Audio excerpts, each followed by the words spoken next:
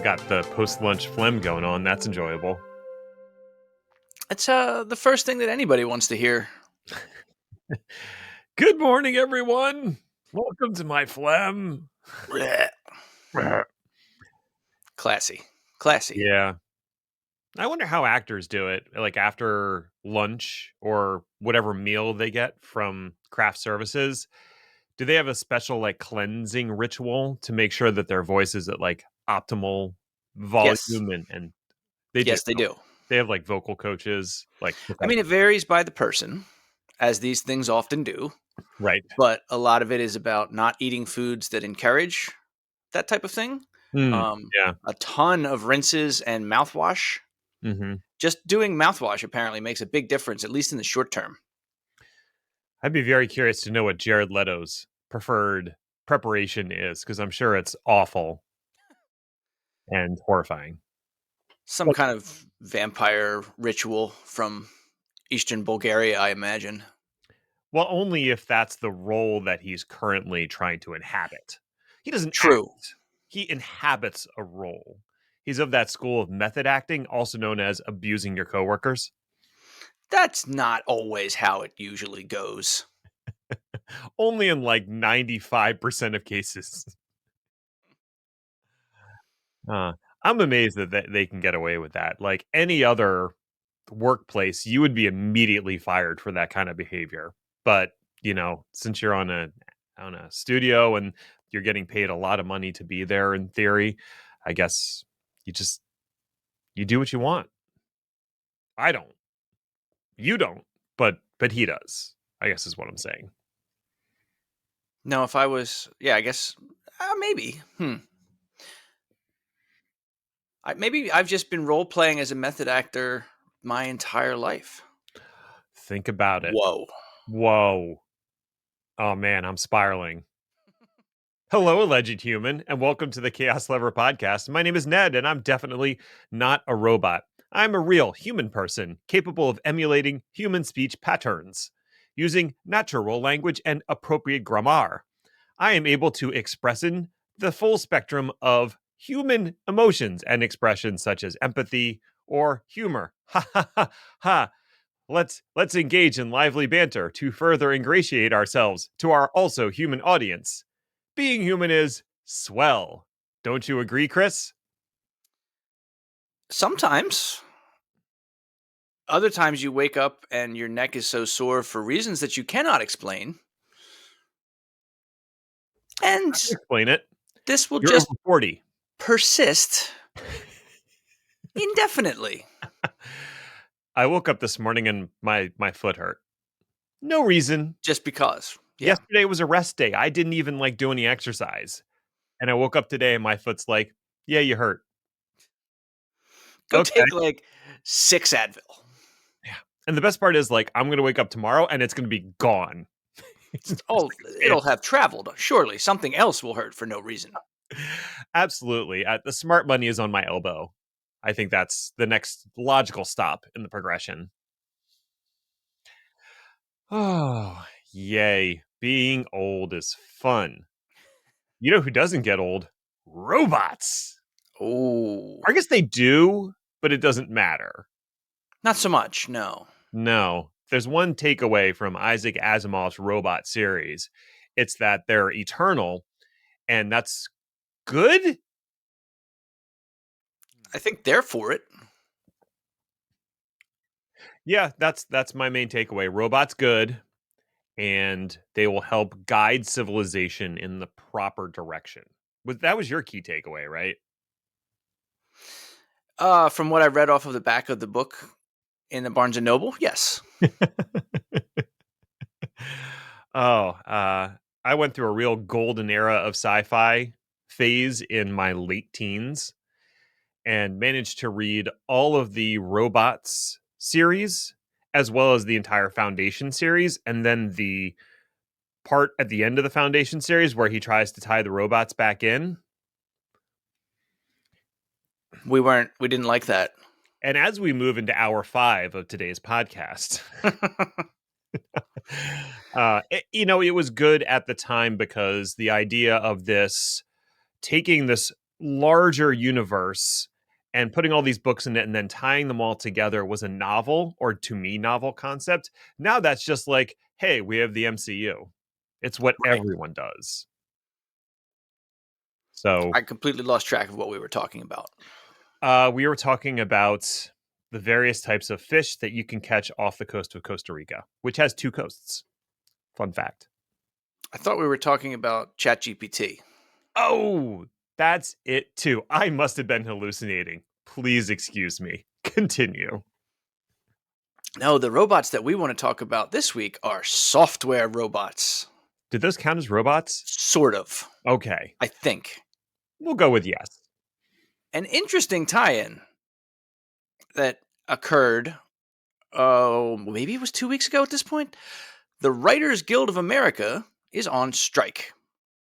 Now, these are the people that write TV and movies, and I think that's it. Yes. They Yeah. don't do anything with internet content because apparently they're still functioning out of the 1990s or earlier.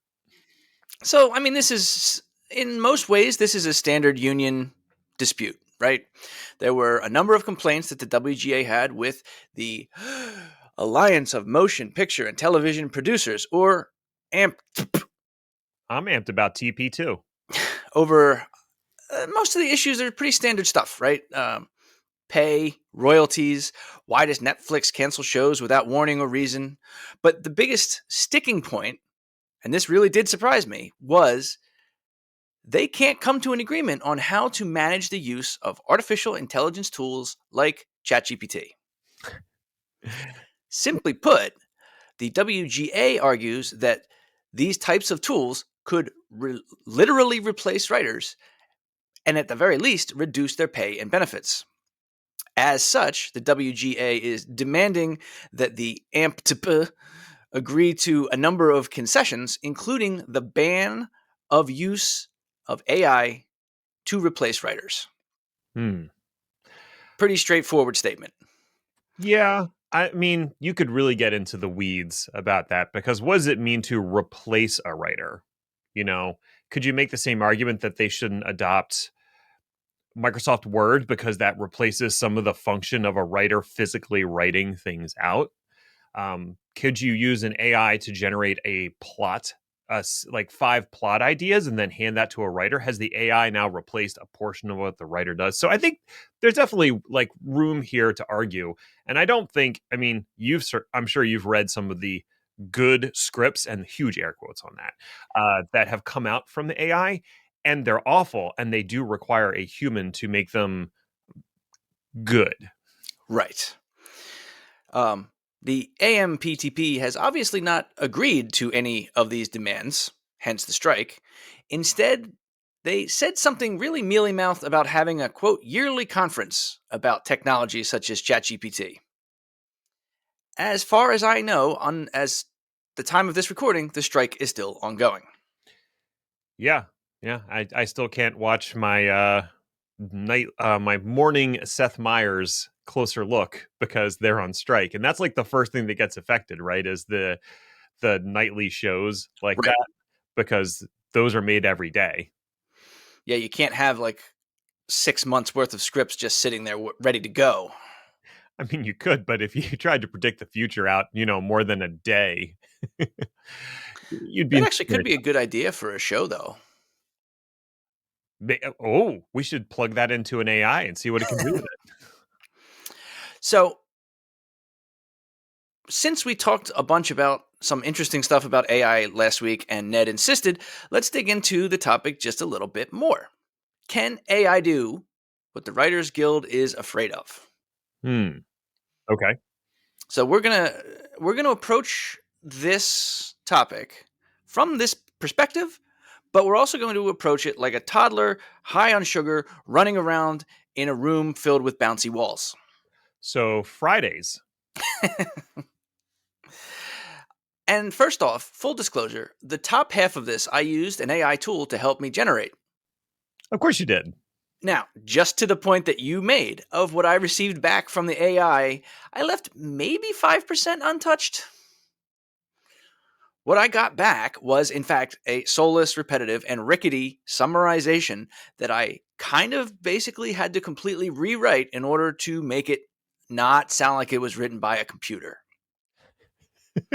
One weird thing, the AI called the Writers Guild of America West. It did this even though the word West did not show up in the article linked at the top at all. Not even West Coast. So, haha, I thought to myself, what a dumb computer. But then as I looked into it further, it turns out that the Writers Guild of America, the WGA, is actually the legal name. They're really called the Writers Guild of America West. Is there an East? No, don't distract me. Even though their website is just WGA.com, go there and look at their little logo. What you're going to see is WGAW. So now I'm kind of creeped out, and I'm not even sure what point I'm trying to make anymore. Full disclosure on my part, today's introduction, where I pretend not to be a robot, was also written by ChatGPT. And then I had to rewrite 75% of it to make it funnier and sound like I'm a computer. And there's a deep irony in there that I just want to mention, and then we'll move on. Fair. So, a little more conversation about what we talked about in the lightning round last week. Can AI do some jobs better than people? And in short, the answer is yes. In a narrow test, it seems that ChatGPT had given better results than humans to people asking medical questions. Now, this is good. And this is a great example of why and how to use this technology at the current time. It's a narrowly focused task, and the model is trained relying only on vetted medical answers to previous similar questions. And crucially, it doesn't get tired. So it will always explain in its fullest. It will answer the same question over and over again if needed. It will not get snippy with customers for any reason at all, because we haven't programmed it to do that yet. So how did it go? The way that this was trained is really part of the key. Like I said, narrow field of really excellent technology, of really excellent answers. Mm-hmm. And those answers came from one of the few good Reddit subreddits out there, r Ask Docs. This is a heavily moderated subreddit that takes itself and the answers it permits to remain standing very seriously. This is in stark contrast to the rest of the internet, where people just put things online and wander away. Like WebMD, perhaps. Well, WebMD, at the very least, is not... Wait, is it? Do you get customers submit answers to WebMD? I thought, at the very least, their answers came from somebody credentialed. Yeah, I just know that every few weeks, my middle one has some malady that she's diagnosed herself with from WebMD. Lupus? So now she can get that from ChatGPT. Fantastic. So, narrow focus and training. Questions that got asked, if they were outside of the scope of what it was intended to do, it just said, this is not a medical question. I'm sorry, I can't help you. That alone helped stop the hallucination effects of a generalized ChatGPT, which just makes things up out of whole cloth in a desperate attempt to have some kind of answer at all. The result of this, when the testing was done, is ChatGPT's answers to questions from real people were favored in 4 out of 5 responses against an answer from a human. Wow. The ChatGPT answers were deemed, quote, accurate, empathetic, and they were longer, which I think is also super helpful. RoboDoc answers ranged from 168 at a minimum to 245 words at a maximum, compared to the human responses that started at 17 words. Crucially, they also ended at 62 words. Ooh, that's a rather short response to someone honestly looking for advice. And think about everything that I said about AI at the top. The answers I get back from it were a bit stiff, a little repetitive, and wordy. Hmm. Now, that comes across terribly in the context of a creative endeavor, but when it comes to medical advice, I would wager that almost everyone would prefer more information over less. I found this is true in any kind of instruction or lecture when you're trying to explain something. Explaining it 3 times in 3 different ways really helps people understand the content because you're giving them different context clues all the way through, as opposed to just saying it once and hoping that they have whatever background you have that helps you understand it. Yeah, that's a pretty crucial thing when it comes to teaching or training in any way is some people are going to interpret the information differently than others. So you try to broaden the response so everybody gets something. Mhm. So before we go any further, I do want to stop and do my favorite thing, which is defining terms. Woo! Everybody get out your party hats, get out your sledgehammers. I'm not Woo, going to know what the woo. hammers are for, but we'll find out. So I stole the following bullet points directly from the Google, but I think it's important to have this distinguished in our heads Mhm. using terms that are pretty standardized across the science and the internet. Okay. So the first one, which is the one that we have been splashing all over the place, artificial intelligence is, quote, a broad term that refers to the ability of machines to emulate human intelligence. So, in other words, AI is a general concept, an Mhm. umbrella. How it does what it does are the next 2 definitions. And the first one is machine learning, which is a subset of AI that allows machines to learn without being explicitly programmed. Right. And what that means is how you got to a lot of the big tools that we've heard of before, like IBM Watson, which is here's all this information, figure out how to play chess. Right. And deep learning is a subset of that that utilizes neural networks, which is which is where some of the really interesting work is being done and also some of the confusion because when we get into deep learning, we don't necessarily know how the neural network has connected itself, Right. why the weighting is how it is, It's a bit of a black box. sort of, which, as we're going to see, is a challenge, Problematic even. some might say. So, when you have a RoboDoc that is super duper narrow, you Mhm. utilize all of these things, right? But what you're doing is artificially framing in the model so it only has so far to go before it just says, nope, I don't know. Right. And that's completely fine. And that's why it works so well in a narrow field of focus like this. Now, I would also hasten to remind people that this technology has existed for years. We've just not been calling it AI. Imagine every website on earth has that little chat window that pops up in the corner that says, how can I help you today? Mhm. You type in a few words, it says, maybe one of these articles will help you with what you're trying to ask. That's in effect all we've done is take that, start to use deep learning, and then called it AI. And now it's worth $1 trillion. We put a nice interface or a better interface around an existing technology, and sometimes that's all it takes. Right. And the narrowness is the power. This is the same kind of reason that things like Watson were great at chess and Jeopardy and effectively not good at anything else.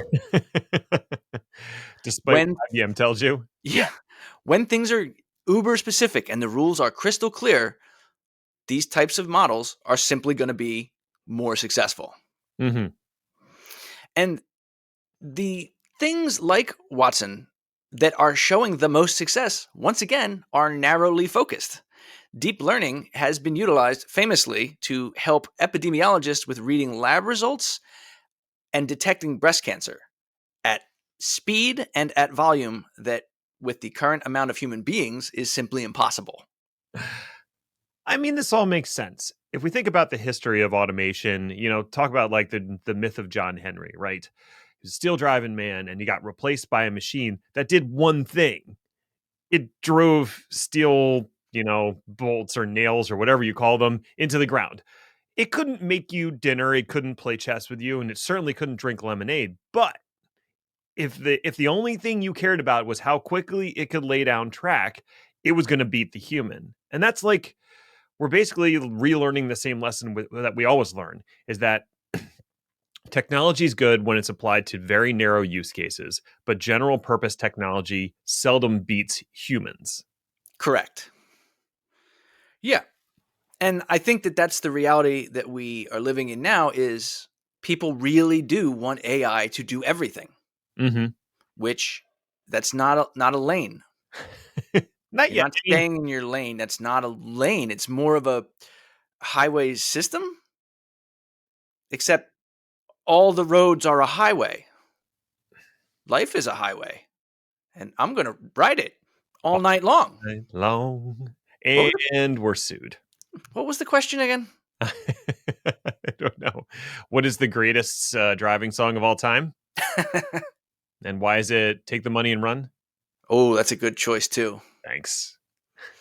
Anyway, there have been dozens of news articles and situations that have shown interesting ways that if you know how the AI was trained, you can trick it into doing stupid things.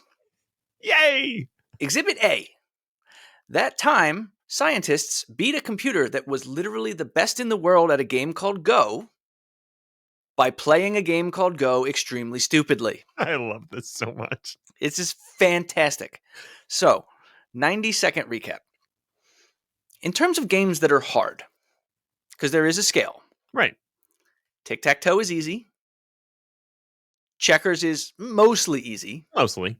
Chess pivots pretty fast into hard territory. Mm-hmm. But then, above all of them, is Go. Go is one of the oldest and possibly hardest board games ever devised by human hands. It's even harder than Settlers of Catan. I know. Hard to believe. So, if you've never heard of Go, it's basically Othello, except on a board that has 361 squares. Mm-hmm. Put that into comparison, chess, of course, has 64. Slightly less. Yeah. Now, the things that you can do with Go pieces is lower, but just the size of the board alone makes the number of potential strategies.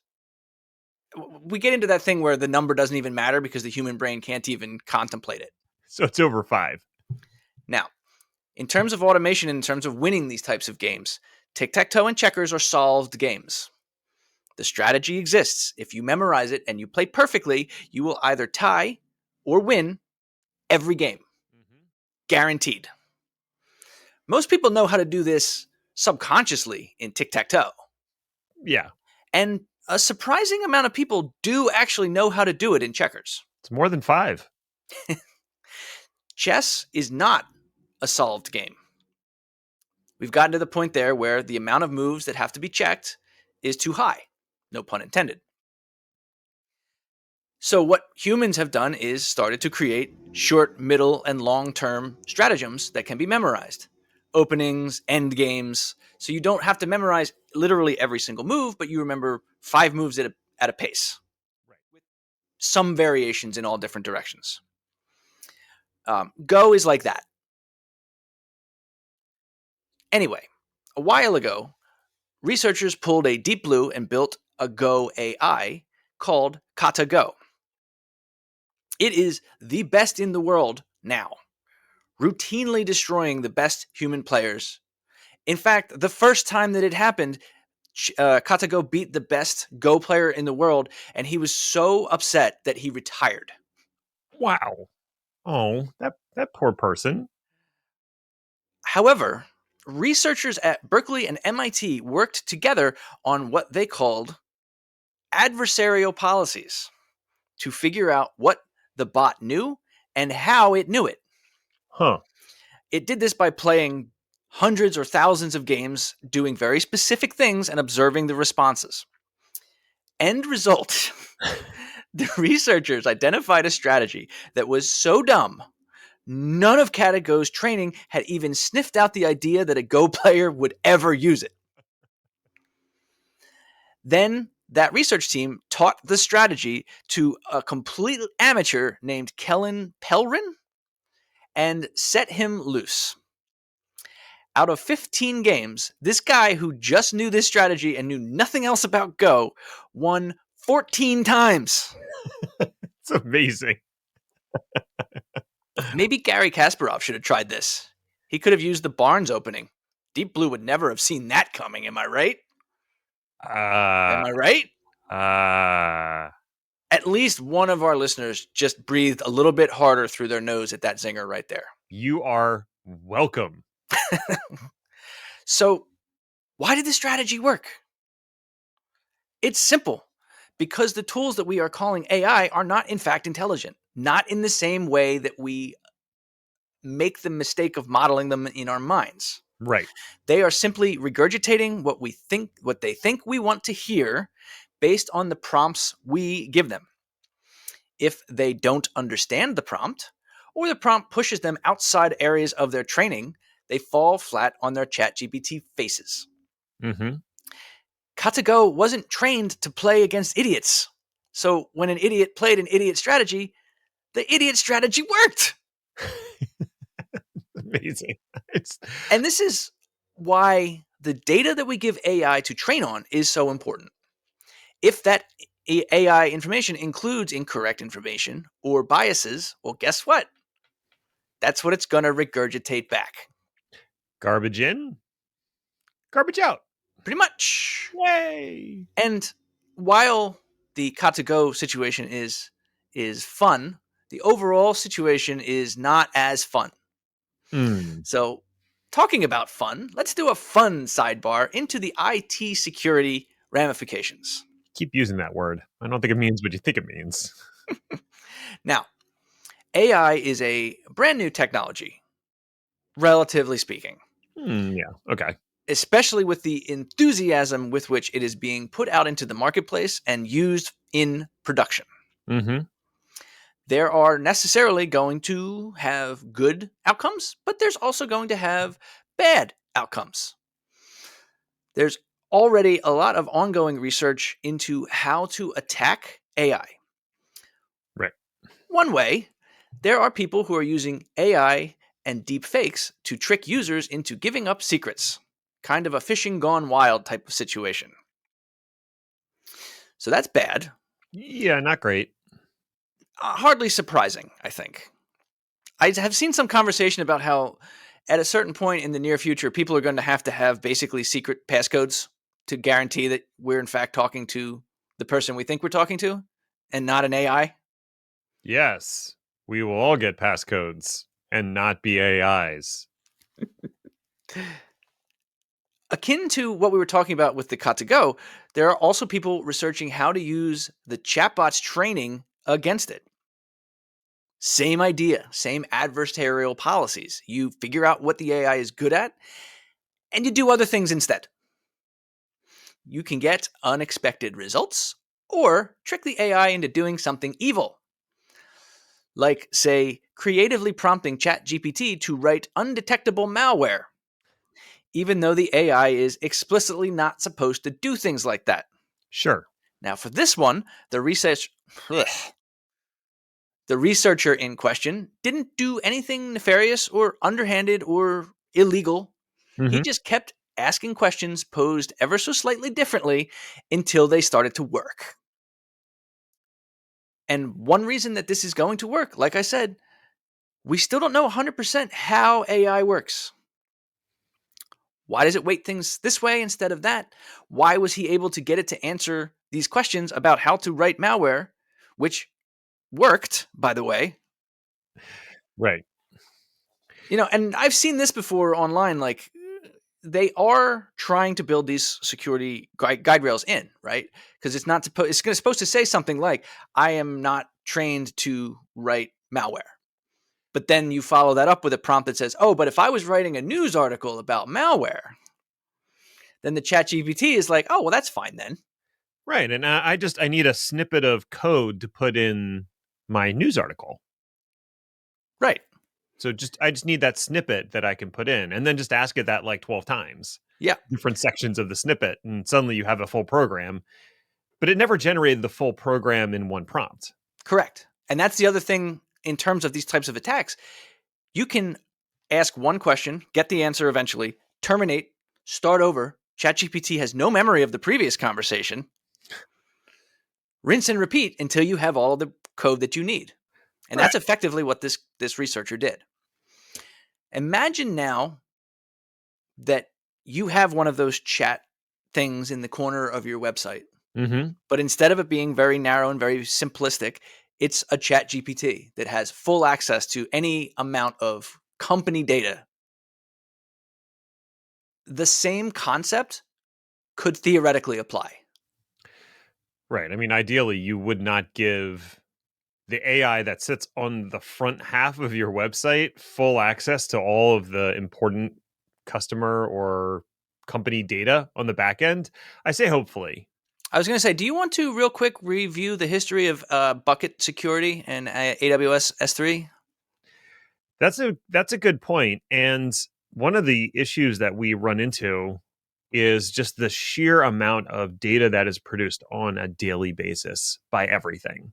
Yeah, And being selective about which portion of that data is fed into this AI, that's a really difficult task. And if you think, the average organization is probably generating, let's be charitable here and say a terabyte a day of data, and you're expecting someone to sift through that and determine what is good to feed into the AI grinder and what should be held back from it. I mean, ideally, you're pretty good at sorting that, but in all likelihood, some of it's going to make it through. And then if someone does proper prompt engineering, they'll be able to extract some of that information enough to get a feeling for the edges right. around a shape as opposed to getting direct access to the thing. Yeah, and like a lot of technologies that are being that have been put into production, maybe earlier than they were quite ready for it. Some people are just going to do things faster than they should. Some people might not have the expertise on hand to deploy it properly and will accidentally have access to production data. Some people will just have a flat network because switches are more cost effective than routers. These types of things are going to happen, and this type of prompt, I don't even know what to call this. Is this still prompt engineering when it's bad? Yeah, I would think of this as the equivalent of social engineering for AI. Right. Yeah, So that's a good way to word it. that a hacker will use social engineering to probe the various people in an organization to try to get the necessary information they need to infiltrate. You could do the same thing with the AI. And we don't have to call it prompt engineering, but I can't think of a better term. So the ways that that's going to happen are going to be as varied as the day is long and as the product list is continuing to, well, elongate, I guess. I don't know a better way to put that right now. Yeah, that sounds about right. One thing that definitely needs to happen is two things that need to happen. One, we need to develop and agree on an ethical framework of AI. And then two, implement robust laws around enforcing it. As of now, neither of these things exists, although the current head of the FTC has made it clear that she's all for it as well. Mm-hmm. Now, there's always going to be people complaining about it in the sense of even if we have these rules, people will still break them, which is how they sound. Yeah. Mhm. Which, whatever. Murder is illegal and it still happens, sure. But people also go to jail for it. Right. Deterrence matter. Yeah. It's, Agreed upon ways of interacting with each other and with technology matter. We live in a society. in this essay, I will. Webster's dictionary defines ethics as. Okay, okay. End of fun sidebar. That was a sidebar? You forgot about the sidebar, didn't you? So, where does that leave us? Or at least, let's close the loop from where we started. Where does that leave the WGA? I think it's likely, based on what we've seen, that AI is not yet capable of writing high quality scripts on its own. Although the same could be said for writers. Hey-yo! Oh, Oh. low blow. AI, to your point at the beginning, could and likely already is being used to generate ideas, outlines, fill in the blanks with dialogue. They just won't be creative or original. They will be based on the training that they received. And in some cases, this is probably fine, much like how we had this conversation around coding. So it's reasonable to say, build an empty case statement in GitHub Copilot and then fill in the blanks with the customizations you need. Mm-hmm. The basic framing is effectively going to be the same every time you do it. So maybe save yourself the chance of a typo or something. Yeah, we don't fight against spell check as much as we used to because That it's like, too. hey, this is actually just a helpful technology that lets me do the thing I want to do better. Still, I don't think that there's any doubt that this will have a profound effect on the TV and movie writing industry. And the concerns that some of this technology could lead to job losses are valid. Yeah. One writer stated that the biggest concern was the studios wanted to turn the writers into effectively gig workers, day laborers, instead of salaried employees. And to be honest, I bet it's been at least discussed. I bet you're right. Point of fact, one thing that's definitely happened in the past year is the price points around independent tech writing. Mm. Now, this was already an oversaturated and underpaid market, and AI is not helping. A friend of mine that still does this professionally was telling me the average bid rate for content now is 1/3 what it was a year ago. Wow. And that's not just tech writing, it's writing in general. As we've discussed on the show before, there have been examples of sites like BuzzFeed and even Men's Health playing around with 100% AI generated content. There's no reason not to think that it will eventually extend to the highest echelons of American writing. And by that, of course, I mean AI will finally pen the true American movie masterpiece, Paul Blart Mall Cop 3. You say that like it doesn't already exist. And I actually don't know. Two things that I'm concerned about. One is children's television programming. It's already the bottom of the barrel when it comes to writing. Not all shows, obviously, but the dreck that makes its way onto the Netflix and the Hulu and the Tubi of the world, they're not paying the writers all that much to begin with. And honestly, the writers are not putting that much effort in because why would you? It's Right. for a 4-year-old. Just make it bright and loud. I'm worried that the quality of the writing is going to descend even further. And with the capability of AI generated video and images as well, we may get to a point where children's programming is entirely written, produced, and edited by AI. And if you think about tools that can do animation, Yep. you wouldn't even need the actors. No, that's what I'm saying. And voiceover. You just say, I want someone in the voice style of Idris Elba. Oh, we can get to that in Now, a follow-up episode. Did you see the thing where some people have programmed AI to effectively have singers sing other people's songs? yes. There was a Drake hit that was not Drake. Right. They just had someone do a song in the style of Drake and put it on Bandcamp or something, or not Bandcamp. Yeah. Or that And then other there was one where they had Kurt Cobain singing Soundgarden. They had a really fascinating example of this was, Paul McCartney is, right? name's familiar. Was he in sync? Oh, you're gonna get deported for that. Um, he recently released an album, and at the age of 71 or whatever, his voice is, a little thinner. It's not what it used to be because that's a long career of screaming out loud. So somebody sampled all of his other vocal exercises over the years and replaced his something-year-old voice with his 30-something-year-old voice. Wow. And that's someone doing it as a hobby. Right. I mean, studios already show no lack of all kinds of tricks to make vocals sound better.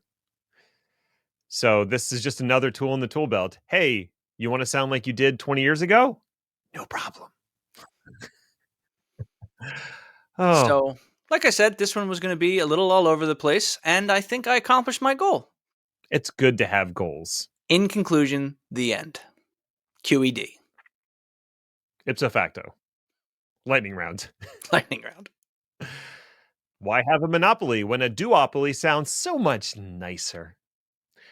Who would have thought 10 years ago that the most important and valuable chip maker in the world would be NVIDIA? I mean, sure, gamers hell-bent on maximizing resolutions on their elite rigs, they might have thought so, but I don't think the average enterprise IT person would have. Then we entered the era of big data and AI, and suddenly NVIDIA, with their CUDA library, became a lot more interesting, to the tune of a $720 billion market cap. If there's one thing the cloud hyperscalers don't like, it's paying other companies for hardware they could produce themselves. And to that end, Microsoft is reportedly partnering with AMD to, quote, improve the capabilities of their GPUs. The the article from Bloomberg also alleges that this is somehow related to Microsoft's AI accelerator program, Athena, although Microsoft flatly denies it. Basically, Microsoft is already running tens of thousands of NVIDIA GPUs in Azure, and NVIDIA has them over a barrel price-wise. It sure would be nice if they had a viable alternative to help curb NVIDIA's voracious appetite. And that alternative comes in the form of perennial runner-up AMD. Of course, don't expect Microsoft to roll out thousands of AMD RTX workloads or pass the savings on to you. This is a leverage play, pure and simple. Amazon Prime moves from microservices to a monolithic architecture, and the world doesn't end. I know. Amazon Prime Video, a service you've probably used and had a annoyance with their user interface, published an extensive blog post describing their journey in scaling up their audio video monitoring service by a factor of 10 and reducing their costs by 90%. Woo. This is ordinarily not what happens. True. They did it by using a combination of open source and commercial tools, and crucially, by optimizing their infrastructure. And what I mean by that is they went back to what a lot of people think of as an outmoded design, a giant monolith. Now, to be fair, it's still a monolith in ECS, so there's some modern stuff happening. Right. After they did the math, it turned out that the way they were using microservices just didn't scale. It's a useful reminder that there's nothing wrong per se with a monolithic design. You should build a solution for the problem at hand. Then, as you scale or add features, you rethink what was there before. Just like monolithic designs aren't never the solution, microservices aren't always the solution. Everything is bigger in Texas, even ransomware. You know, we talk about IT services and government being critical, but we sure don't act like they are. Case in point is the recent ransomware attack on the city of Dallas by hacker group Royal. The attack appears to have started on May 3rd and spread to over 200 devices, according to the city's Information and Technology Services Group. Among the systems impacted are the water department, the city courts, the police dispatch system, and several other agencies. No word on the amount of the demanded ransom has been released, but the general policy of the US government institutions is not to pay, at least not publicly.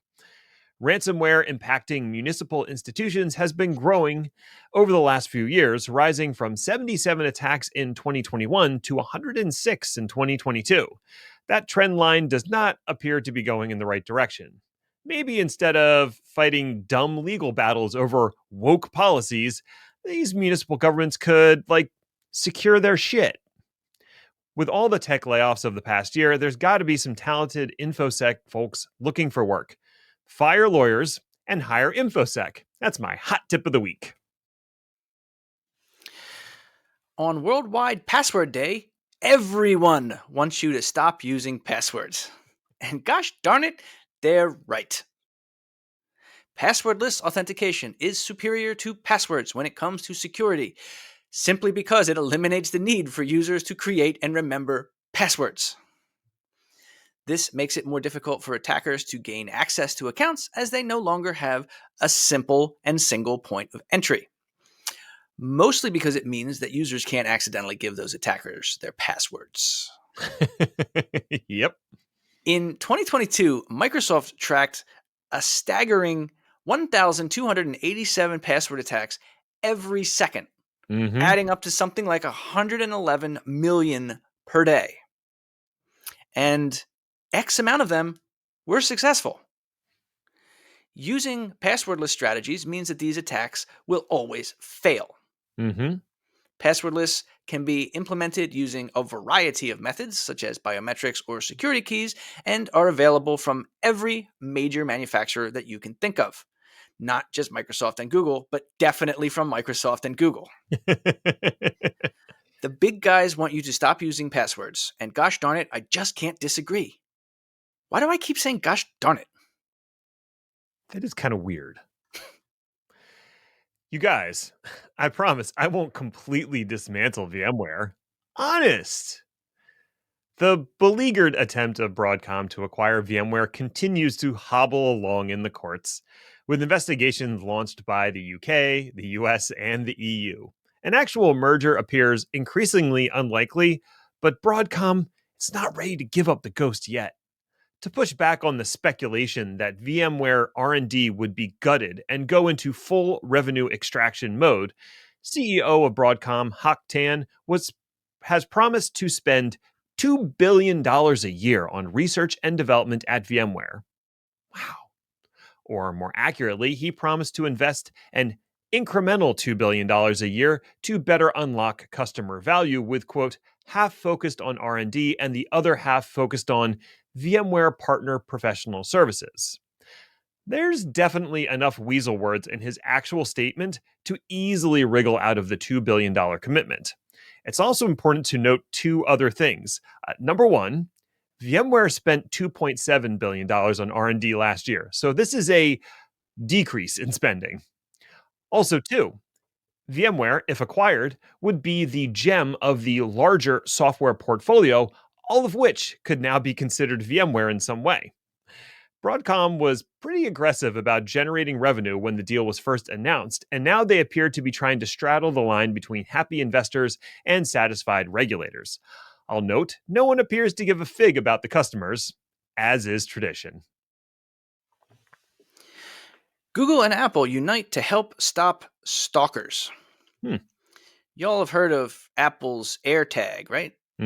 These little $30 cube-looking thingies that you're supposed to attach to all your possessions so you don't lose them. Google's got to make one too. If you can't find the possession, you can get its location from Find My App.